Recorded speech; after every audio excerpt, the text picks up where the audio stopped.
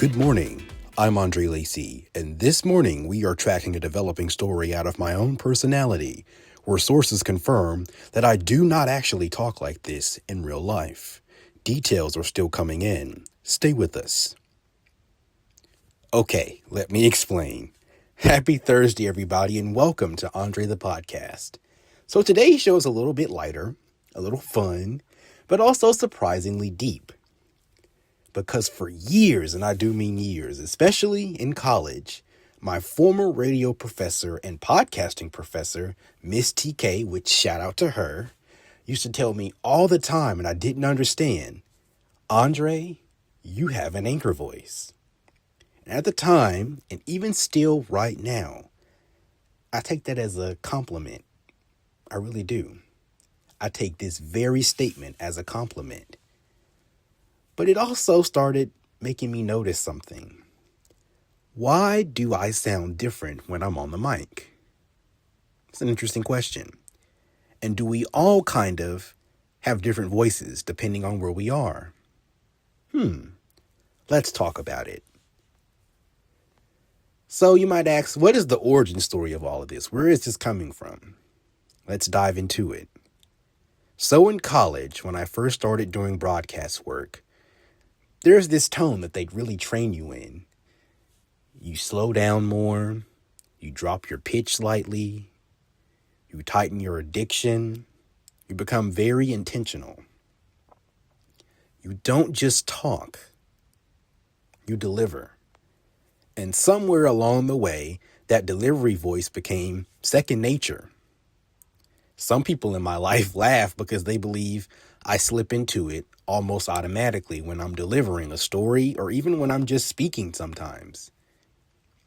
Sort of like I have a switch. And the funny part about that is, for me personally, my parents decided way before I was born that I would attend private school. I went to a private religious school. And not that public schools and charter schools don't push the idea of proper grammar and diction and things like that. But it was really emphasized for me growing up in the classroom, that you should sound, professional, especially during certain situations, And for me, it personally just kept going even outside of the classroom. So sometimes you might think, what does regular Andre sound like? I might say something along the lines of when I'm chilling, for example. Yeah, man, let's make it happen, brother. Something like that. Or when I'm in broadcast mode, when I'm working, it sounds more like this. Today, we're examining the impact of faith on American culture. Subtle, but it's still there. And once you hear it, you can't unhear it. At least that's what I've been told. So, now that you ask, what is the anchor voice? What is it? Where does it come from? Let's break it down because honestly, there were things that I didn't even know about it. The anchor voice usually has these 5 characteristics: a lower tone, slower pacing, controlled breathing, clear, sharp consonants. Let me say that again. Clear, sharp consonants, and emotional restraint. It sounds steady, trustworthy, and quite frankly, authoritative. You might ask, why? There's a reason for it. When you're delivering news, especially something serious like breaking news, for example, your voice can't panic. It can't ramble, and it can't feel unsure. Think about it. Imagine turning on your television or your radio or streaming to hear what's happening with something that's breaking, that's happening in your own community. And the anchor or the person delivering the story, the reporter, for example, is sounding unsure or not clear about what they're reporting. You're going to be asking questions like, who is this? Why are they doing this. They don't know what they're doing or what they're talking about. You might even change the channel or turn it off. People read confidence through sound. Tone is power. But here's the funny part. That's not how most of us actually talk. I have many people say, do you really talk like that when you're at home? And it's like, no. When I'm on the air, there is a certain level of professionalism that you just have to have. So think about that. So now let's move on. Here's the fun part, and here's why. Sometimes we as journalists get to use our anchor voice in real life. You might laugh and think, really? Well, here's an example. Imagine ordering your food in an anchor voice. Sounds crazy, huh? If you're on social media or if you've been on YouTube, you've seen there's an anchor couple who's actually done it. But imagine doing this. Yes, we are closely monitoring the status of the fries. Sources confirm they will be medium. Sounds crazy, right? Or texting your friends and saying the following. Reports indicate we are in fact outside.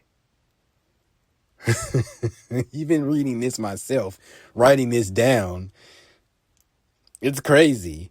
Or talking to your mom saying along the lines, earlier today I was advised to take out the chicken out of the freezer.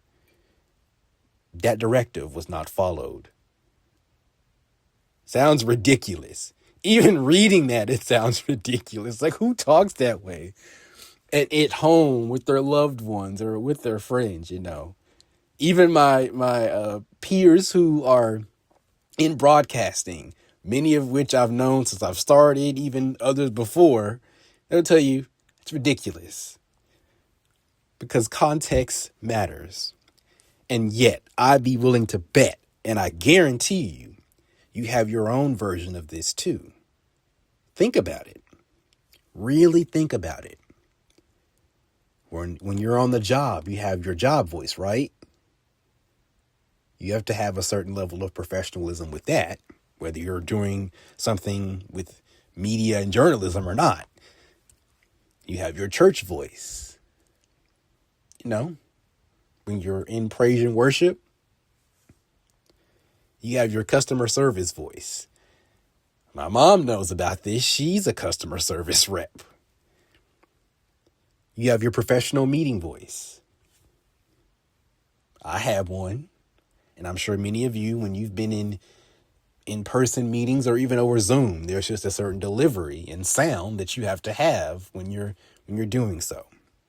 And of course, you have your talking to your elders voice. There's just a certain delivery that you give when you're talking to your elders. You're respectful, you're courteous, you're kind, all of that. We all code switch vocally in some way, even if those who do don't want to admit it. And I code switch, and a lot of people are like, really? You? Nah. Yes, I do. Maybe not as much as others, but I do. Now, the other big question some people ask, why do we do it? That's a very good question. Very good question. Why do we do it? I asked myself that same question before I even became interested in the craft. When watching the news at home, like, why do anchors sound that way? Their delivery, their pace, they enunciate really well. They're easy to understand, but they have this level of professionalism that I just thought was so intriguing and so interesting that made me want to be a part of it, along with the storytelling aspect and meeting different people. But let's dive into why. Now, here's where it gets interesting. The anchor voice isn't fake. And I think a lot of people, especially those watching from the outside, might think, oh, that's just a fake voice that they do when they're in front of the camera or when they're in front of the microphone. No, it's a real voice. It's functional. It exists for these reasons. clarity, authority, credibility, and neutrality. Basically, in journalism, tone shapes trust. If I sound unsure, you question the facts, as I stated earlier. If I sound frantic, you at home or in your car or wherever you might be, you feel anxious. If I sound overly emotional, you might question my objectivity. Am I being objective? Or am I making this more personal and more about how I'm feeling about the story? Which you're not supposed to be really doing when you're covering a story. But we're human. Sometimes it happens. You try not to allow it to happen. But again, we're human. So the voice becomes a tool. A very powerful tool at that. Enjoying the show so far? Don't forget to like, share, and subscribe to the Alive Podcast Network for just $9.99. The QR code is right here. Now, back to the show.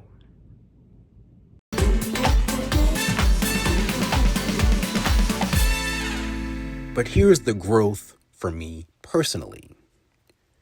Over time, especially with AndreThePodcast, I realized something. I don't always have to sound like I'm reporting breaking news. And I must admit, for years, I struggled with that. I really did, because I knew what I wanted to do. I had my mentors who I looked up to and aspired, to try to not necessarily emulate, quote unquote, but, to have that standard that those who have been doing it longer have kind of set. And so it was, okay, I want to make sure that I'm easy to understand. People understand me. They respect me for my craft and that they know that I take what I do seriously. And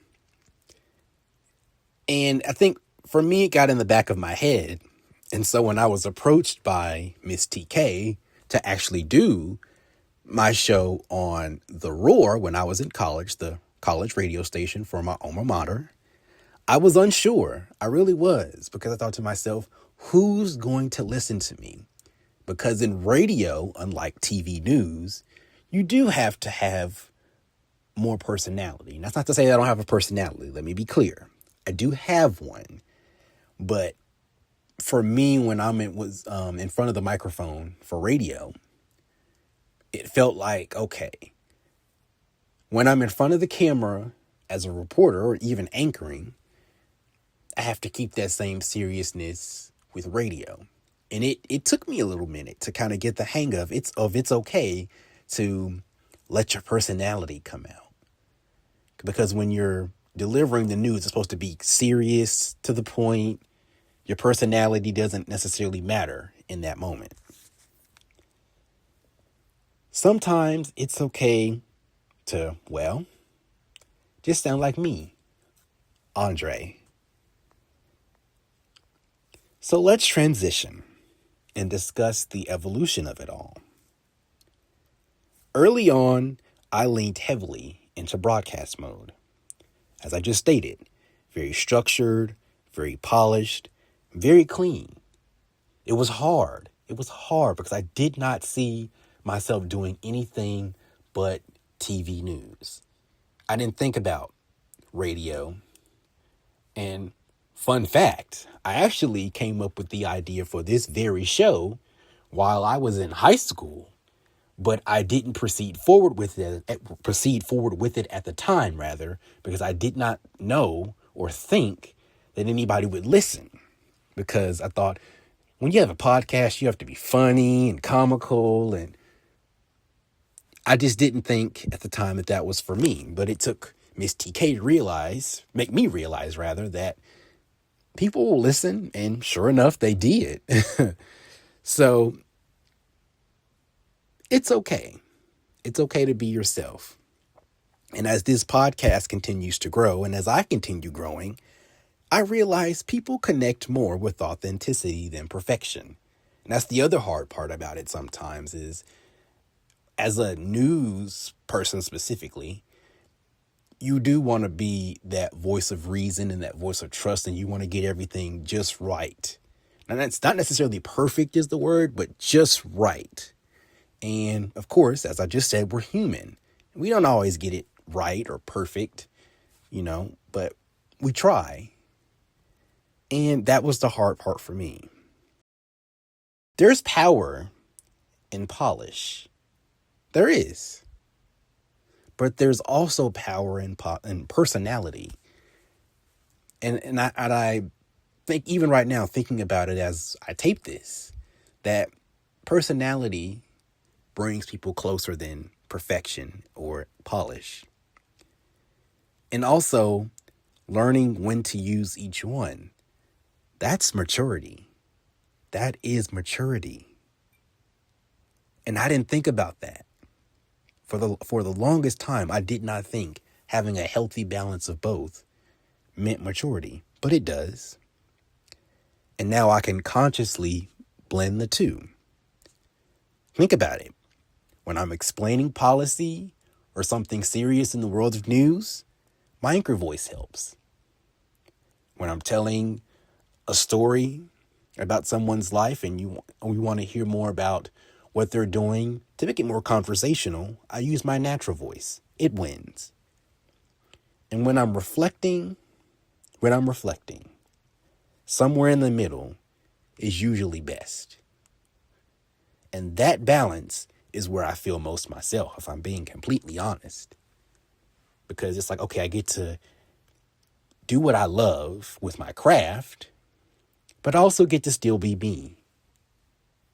That's great if you ask me. Join the conversation. Have a story idea, topic, or guest you want featured on Andre the Podcast? Send us a message. We look forward to hearing from you.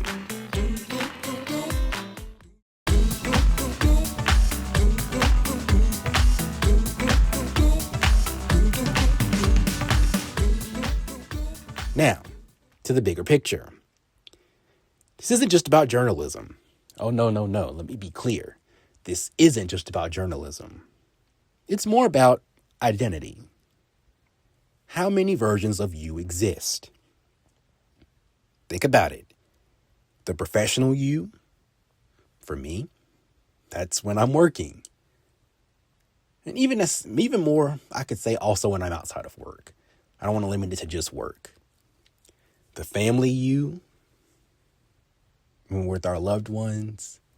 The friend you, when we're hanging out with our dearest and closest friends. The leader you. I've been a leader.